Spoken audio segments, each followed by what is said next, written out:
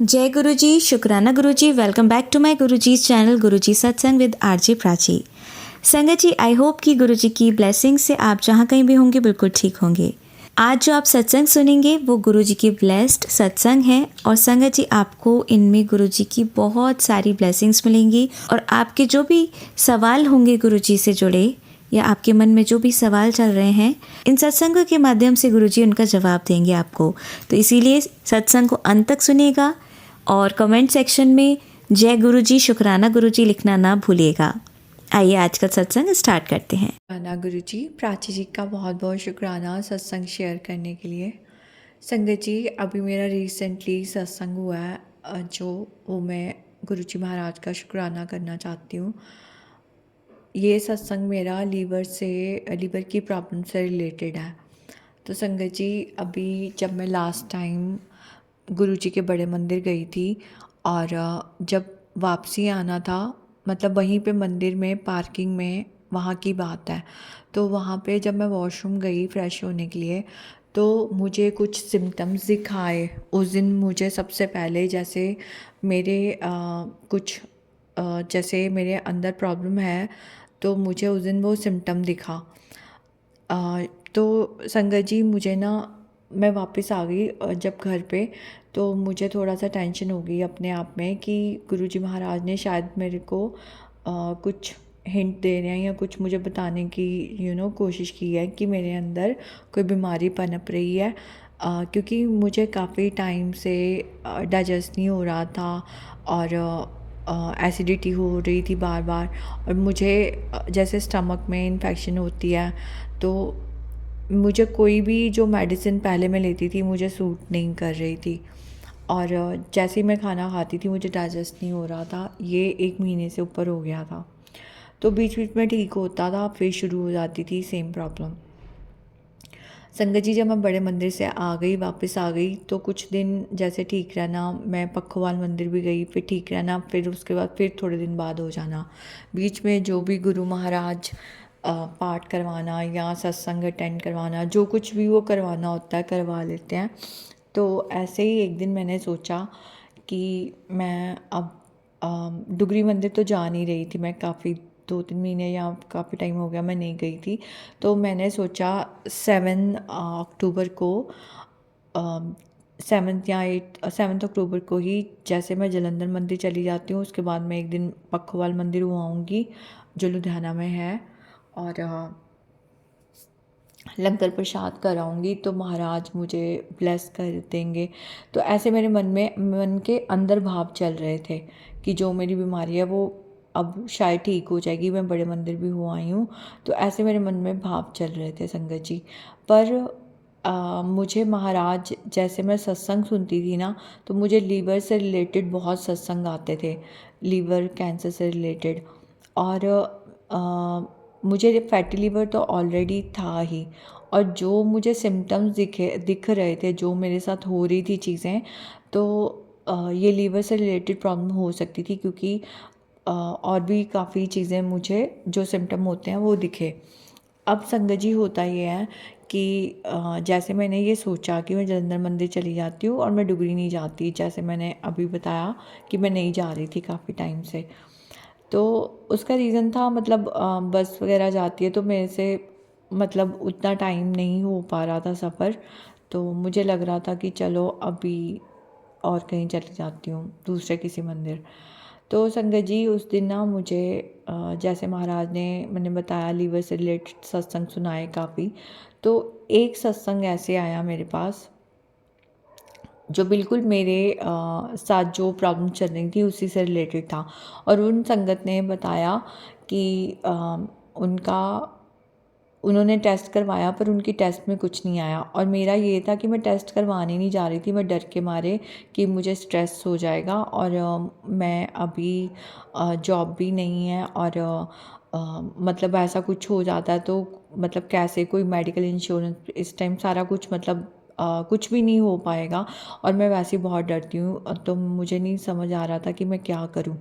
तो मैं टेस्ट करवाने नहीं जा रही थी। हालाँकि मैं मानती हूँ जब गुरुजी कहते हैं कि डॉक्टर अपना काम करेंगे, मैं अपना काम करदा, तो जब डॉक्टर को दिखाना होता है वो दिखवा भी देते हैं, ऐसा नहीं है। मैं गई भी हूँ, पर इस टाइम पे नहीं जा रही थी। तो जैसे मैंने बताया कि सिमिलर सत्संग था और वो संगत जी उनकी बहुत बातें सिमिलर थी जो मेरे साथ हो रही थी। उन्होंने बोला, सेम चीज़ बोली कि गुरुजी ने उनको सपने में या जैसे भी उनको बोला, मुझे ध्यान नहीं है इस बात का, पर ये बोला कि तू मंदिर नहीं आती हूँ, तो उन्होंने बोला हाँ, जलंधर मंदिर मैं जाऊँगी, जलंधर मंदिर। तो उन्होंने बोला नहीं जलंधर नहीं, डुगरी मंदिर, तू डुगरी मंदिर आना बंद कर दिता, तेरा कल्याण उत्थे ही होना है। तो संगत जी ये मेरे लिए आंसर था, क्योंकि उन्हीं दिनों में उसी टाइम पे डुगरी मंदिर का बुलावा था, उन्हीं दिनों में डुगरी मंदिर की क्योंकि महीने में एक बार संडे को खुलता है डुगरी मंदिर।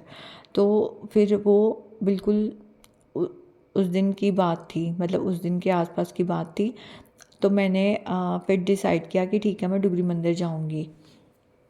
संगत जी उससे पहले भी मैंने एक बस में बात करी थी, मतलब बस में बात नहीं करी थी, मैंने किसी संगत से पूछा था जो मेरी फ्रेंड भी हैं, और उन्होंने बोला था कि डुगरी मंदिर बस जानी है। तो पहले मैंने उनको बोला कि मेरे को नंबर दे देना, मैं कर लूँगी बात। और फिर संगत जी मैंने कहा कि नहीं रहने देना, मैं उनसे बात नहीं करूँगी, अभी मैं नहीं जा रही। तो ये सत्संग सुनने से पहले की बात है कि पहले मेरा मन हुआ पर मैंने कैंसिल कर दिया था, और उसके बाद महाराज ने सत्संग सुना दिया मुझे कि नहीं डुगरी मंदिर जा। और संगत जी जब मैं डुगरी मंदिर गई और उसके बाद मतलब वहाँ पे लाइक उस दिन रश भी नहीं था और मैं लेट गई थी उस दिन। और संगत जी वहाँ से आने के बाद मैंने जब लंगर प्रसाद करा, और महाराज ने शायद मुझे अकेले भेजना था, क्योंकि कई बार जो कल्याण होते हैं तो महाराज को पता होता है कब कहाँ किसके साथ कैसे किसके साथ बैठाना है, कहाँ लंगर कराना है।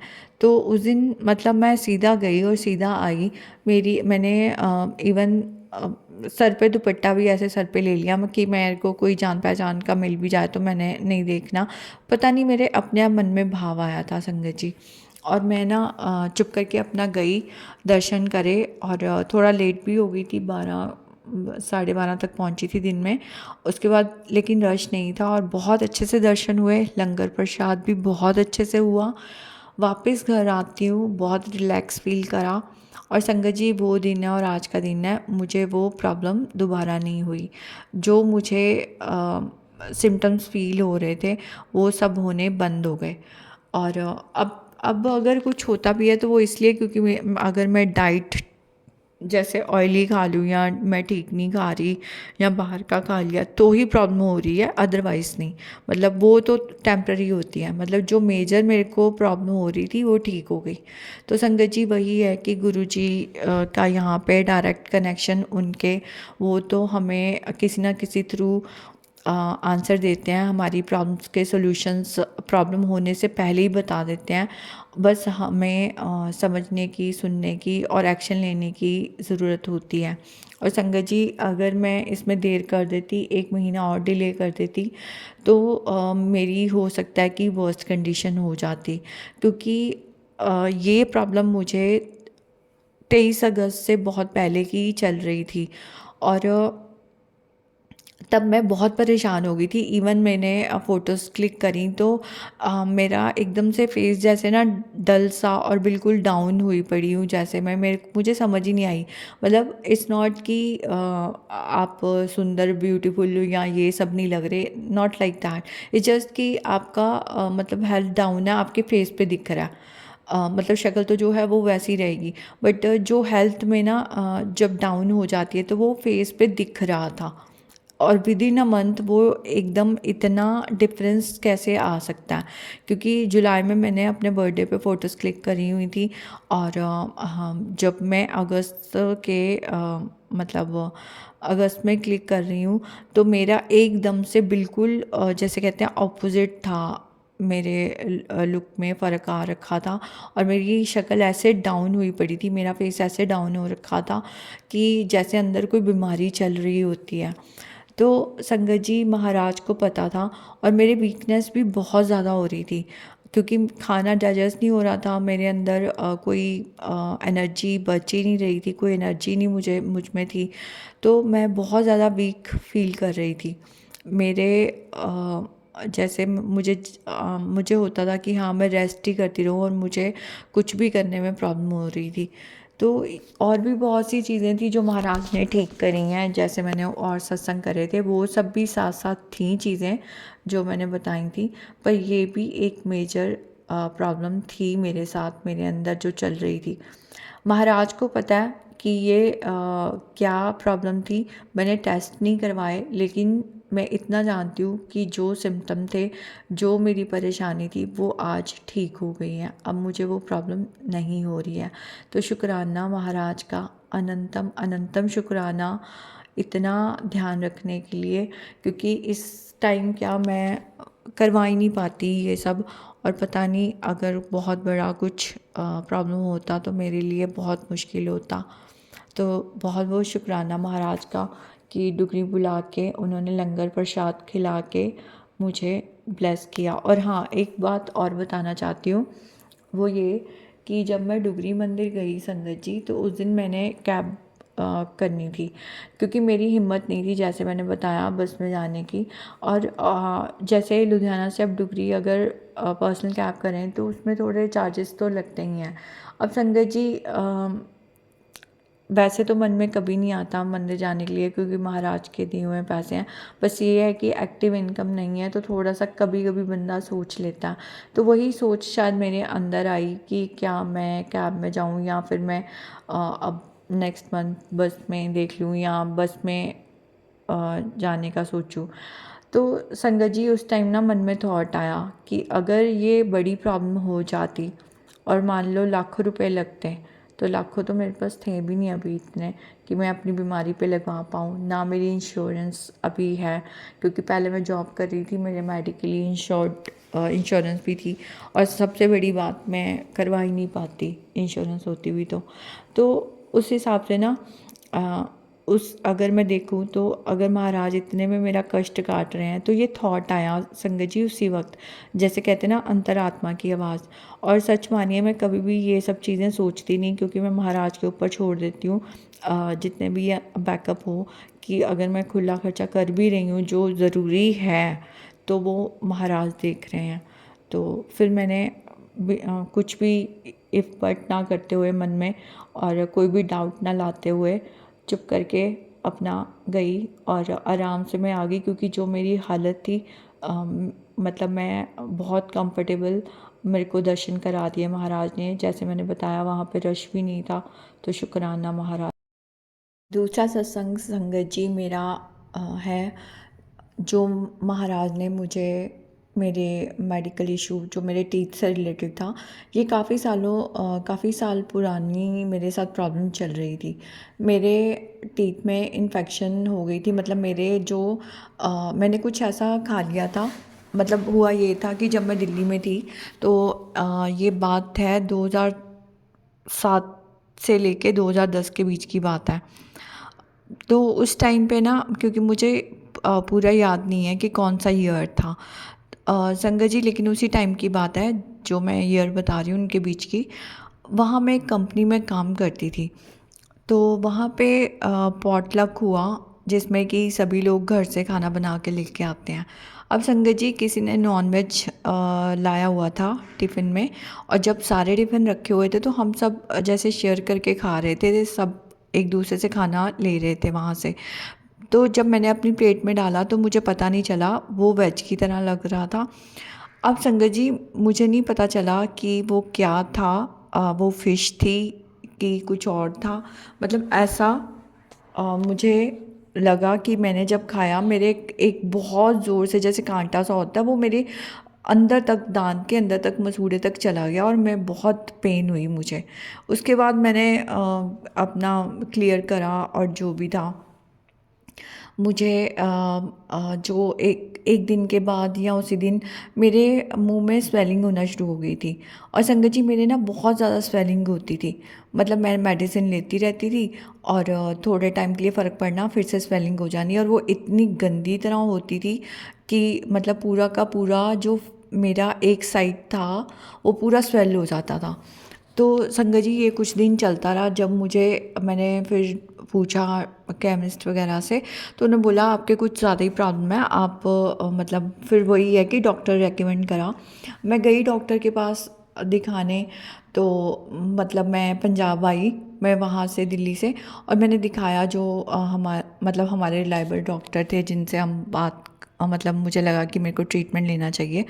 तो मेरे को उन्होंने बताया कि एक्सरे करने के बाद कि तुम्हारे पूरे के पूरे दांत जो हैं वो ख़राब कर देने थे, इस इन्फेक्शन जो हुई है तुम्हारे। और वो मेरे एक या दो टीथ शायद उस टाइम पे उन्होंने निकाले थे। और उन्होंने बोला कि ये इतना ज़्यादा जैसे फोड़ा सा हो जाता है अंदर, वो मुझे दिखा भी रहे थे पर मैंने देखा नहीं था।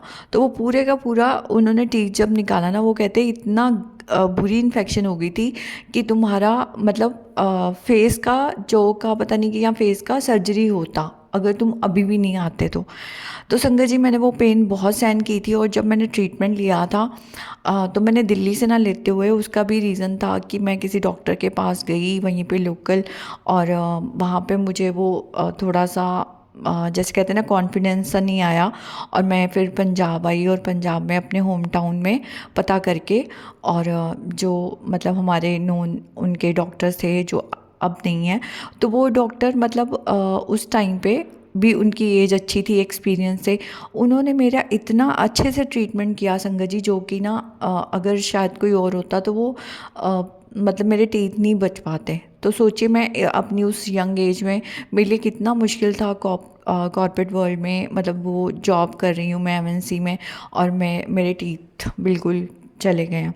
तो अब संगत जी मेरे एक दो टीथ तो मैंने निकालने पड़े थे, दो टीथ मैंने निकालने पड़े थे साइड से, लेकिन वो मैंने मैनेज कर लिया। और बाकी जो टीथ थे मेरे, उन्होंने जैसे मतलब आरसीटी वगैरह करके और बचा दिए थे।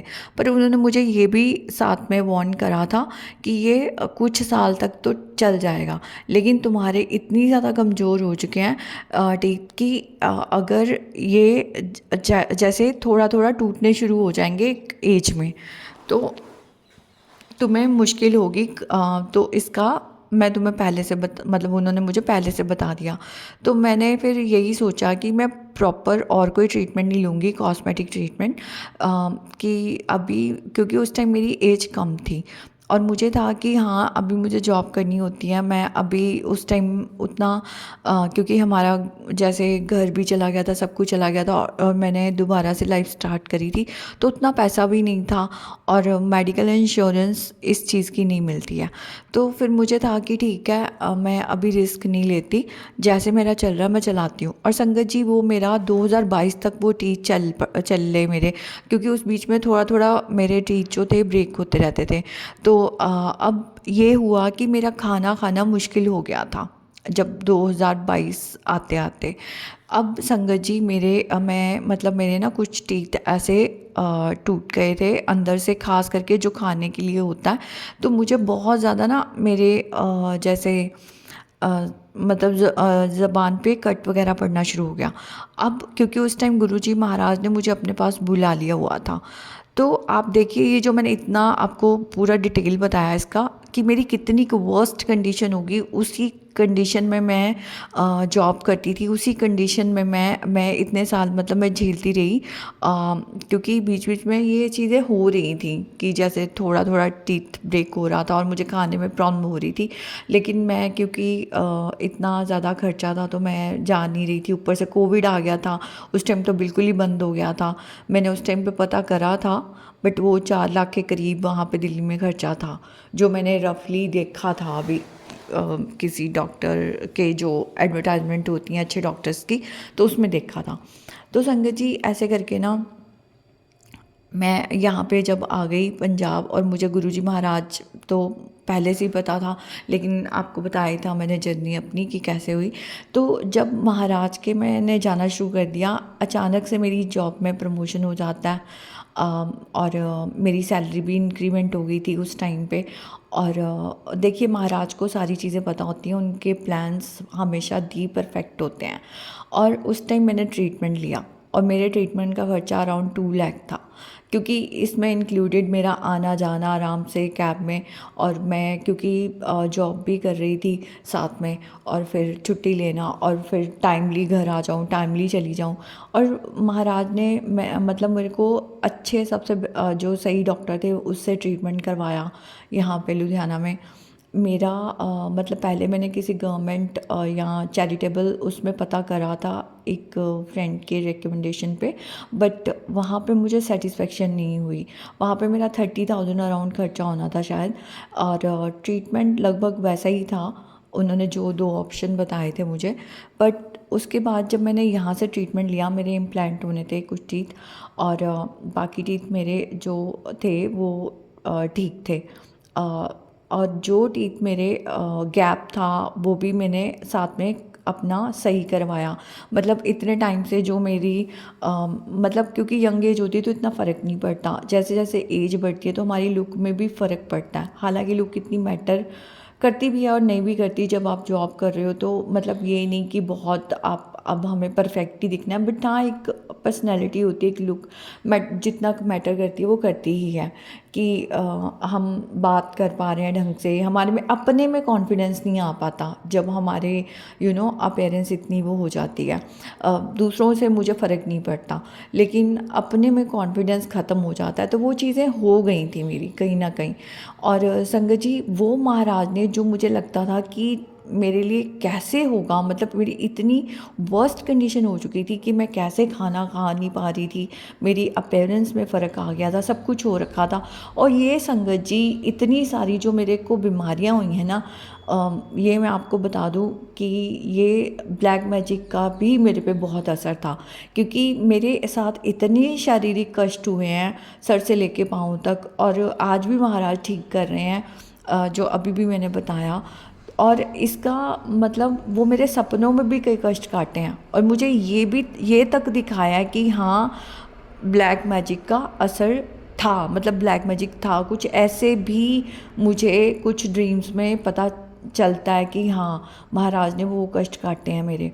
और इसलिए मतलब मेरे लिए नेक्स्ट टू इम्पॉसिबल था कि मेरी एकदम बिल्कुल अपीयरेंस सही हो गई। मैंने अपने डॉक्टर को बोला था कि मुझे अपनी लुक परफेक्ट नहीं करनी, मुझे अपनी टीथ की स्माइल बहुत वो नहीं चाहिए कि बहुत ही ब्यूटीफुल स्माइल करनी है मुझे जितना था मेरे को उतनी ठीक कर दो। और प्लस मेरे खाने पीने में जो प्रॉब्लम होती है, उन्होंने मेरे से अच्छे से, मतलब जिसे कहते हैं ना, उन्होंने मेरी प्रॉब्लम को सुना, उन्होंने सारा एक्सरे वगैरह देख के, और मतलब मेरे सामने जो ऑप्शन थे, जितना मेरा मिनिमम बजट में हो सकता था वो करवाया। जो संगत जी शायद मेरा 4-5 लाख लग जाता दिल्ली में, वो मेरा 2 लाख से कम, या 2 लाख के बहुत अंदर अंदर मेरा खर्चा हुआ। तो वो भी देखिए संगत जी, गुरुजी महाराज ने मेरी सैलरी इंक्रीमेंट करवाई, और मैंने कुछ गोल्ड की रिंग वगैरह ले ली थी, क्योंकि उसके बाद मैंने जॉब छोड़नी पड़ी मुझे। मेरा बीपी हाई होता था, मेरा बीपी फ्लक्चुएट होना शुरू हो गया था, और इतनी ज़्यादा प्रॉब्लम्स हो गई थी मुझे, क्योंकि मेरी बीपी की प्रॉब्लम पहले से ही थी। पर फिर भी मेरे को महाराज ने कुछ नहीं होने दिया। मेरे इतनी सर्जरीज हुई मेरे टीथ में, मेरे मुंह में। और संगत जी, आप ये सोचिए कि महाराज ने मेरी जब मेरे स्टमक में जो सर्जरीज होनी थी वो बचा दी थी। मेरे गॉल ब्लैडर का स्टोन जो था वो डिसअपेयर ही हो गया था, मुझे वो सर्जरी नहीं करवानी पड़ी। मुझे यूट्रस फाइब्रेड थे, उसकी सर्जरी नहीं करवानी पड़ी। मुझे सिस्ट हो गई थी, वो नहीं करवाना पड़ा कुछ। तो महाराज ने वो कष्ट मेरे इतने छोटे कर दिए, वो सारी सर्जरीज मुझे ऐसे लगता वो मेरे मुंह में करवा के और मेरा कष्ट काट दिया महाराज ने। और उसमें भी मैं इतना डरती थी कि मुझे समझ ही नहीं आया कि मेरा कैसे ट्रीटमेंट मैं करवा गई। वो भी अकेले जाती थी और अकेले आती थी मैं। और जो भी टाइम ड्यूरेशन लगता था वहाँ पे सर्जरी में, और इतने इंजेक्शन्स लगने, वो मतलब कैसे मैं करवा लिया मैंने, क्योंकि मैं नहीं करवा सकती थी। मैं हमेशा महाराज को प्रेयर करके जाना मैंने कि आप साथ चलो, आपने ट्रीटमेंट करना है। और महाराज ने पूरा साथ दिया मेरा। वो कदम कदम पे मुझे एहसास दिलाते थे कि मैं तेरे साथ हूँ। और वहाँ पे ज़्यादातर मैं मॉर्निंग में जाती थी। उस टाइम पे वहाँ पे शब्द चल रहे होते थे। वो वैसे तो डेंटिस्ट मतलब हिंदू हैं, और वो कोई ऐसे गुरुजी संगत मुझे नहीं लगता है, क्योंकि मैंने वहाँ पे कोई ऐसा स्वरूप नहीं देखा था, ना ही मैंने वहाँ पे उनसे कुछ सुना, क्योंकि मेरे साथ स्वरूप होता था गुरुजी महाराज का। लेकिन हर किसी की अपने धार्मिक वो होता है, ज़रूरी नहीं कि हर कोई रब को गुरु रूप में ही माने या समझे। तो वो लोग वहाँ पे गुरबानी लगा रखी होती थी उन्होंने। और मुझे मतलब बहुत ही पीस मिलता था, और मेरा आराम से मेरे सारे काम होते गए संगत जी। कईयों के इतनी प्रॉब्लम्स आ जाती हैं, मतलब मेरी बहुत छोटी सी मेरी कोई रुकावट पड़ी होगी, वो भी इसलिए क्योंकि मैंने थोड़ा सा एक्साइटमेंट में मेरे किसी नियर्स एंड डियर्स ने पूछा, और मैंने काम होने से पहले फ़ोटोज़ भेज दी अपनी, और मैंने बोला कि हाँ ठीक हो गया, तो बताने के लिए कि हाँ ये अच्छे हैं डॉक्टर, ये अच्छा ट्रीटमेंट है। मतलब किसी को सिमिलर प्रॉब्लम थी, तो मैंने ऐसे एक दो जनों को या कुछ दो चार लोगों को बता दिया था अपने नियर्स एंड डियर्स को। तो महाराज के तब मैसेज आते थे, काम होने से पहले मत बताया कर। और इवन सत्संग भी उसके बाद ही करना होता है, जब कंप्लीट हो जाए। तो महाराज ने फिर भी मेरा वो जो थोड़ा सा गैप पड़ा था, जो थोड़ा सा डिले हुआ, लास्ट का जो मेरा ट्रीटमेंट था, मतलब वो बहुत थोड़ा सा रह गया था। और मतलब आप लगा लीजिए जो 2-4 दिन का काम था, वो उसमें मेरे आगे 8-10 महीने का गैप पड़ गया था।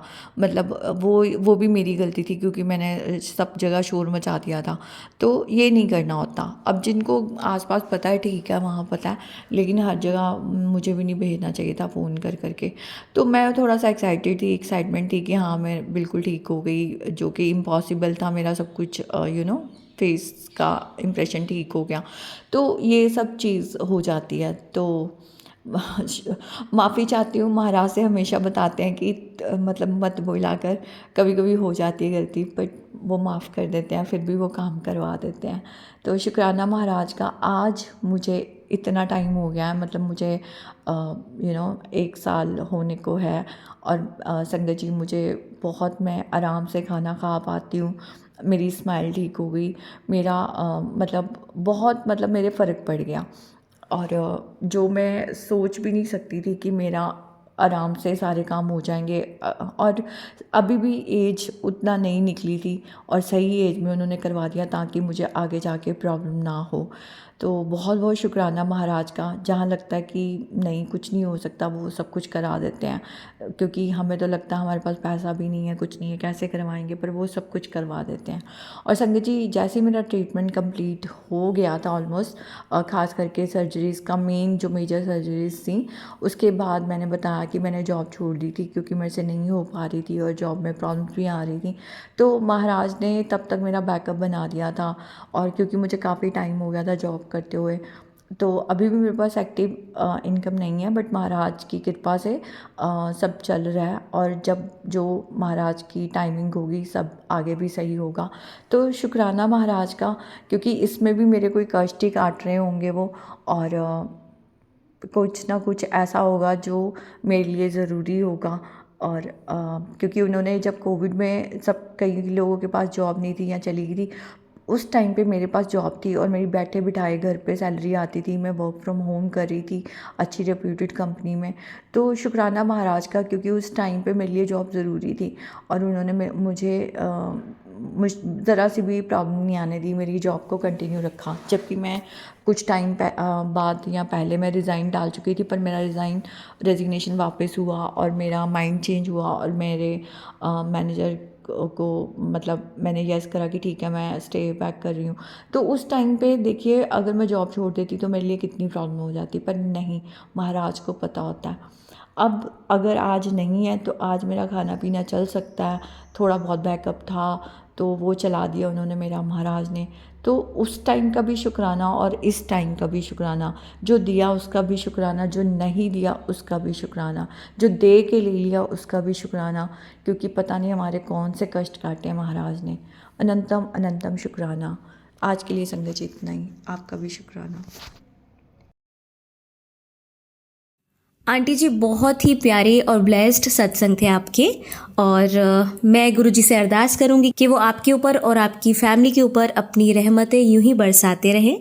और जो भी संगत इस सत्संग को सुन रही है, या जिन्होंने सुना या जिन्होंने नहीं भी सुना, सभी को गुरुजी ब्लेस करें, ऐसा मैं चाहूँगी। तो संगत जी, इसी के साथ मैं ये कहना चाहूँगी कि अगर आपका भी कोई सत्संग आप संगत जी के साथ शेयर करना चाहते हैं तो आप मुझे मेरे व्हाट्सएप नंबर पर लिखकर या ईमेल आईडी पर लिखकर या बोलकर क्लियर ऑडियो भेज सकते हैं, और गुरुजी की कृपा से आपका सत्संग भी संगत जी के साथ ज़रूर शेयर किया जाएगा। अब अंत में मैं गुरुजी का मंत्र जाप करना चाहूँगी। ओम नमः शिवाय, शिवजी सदा सहाय। ओम नमः शिवाय, गुरुजी सदा सहाय। ओम नमः शिवाय, शिवजी सदा सहाय। ओम नमः शिवाय, गुरुजी सदा सहाय। ओम नमः शिवाय, शिवजी सदा सहाय। ओम नमः शिवाय, गुरुजी सदा सहाय। जय गुरुजी, शुक्राना गुरुजी, अनंतम अनंतम शुक्राना मेरे गुरु मालिक।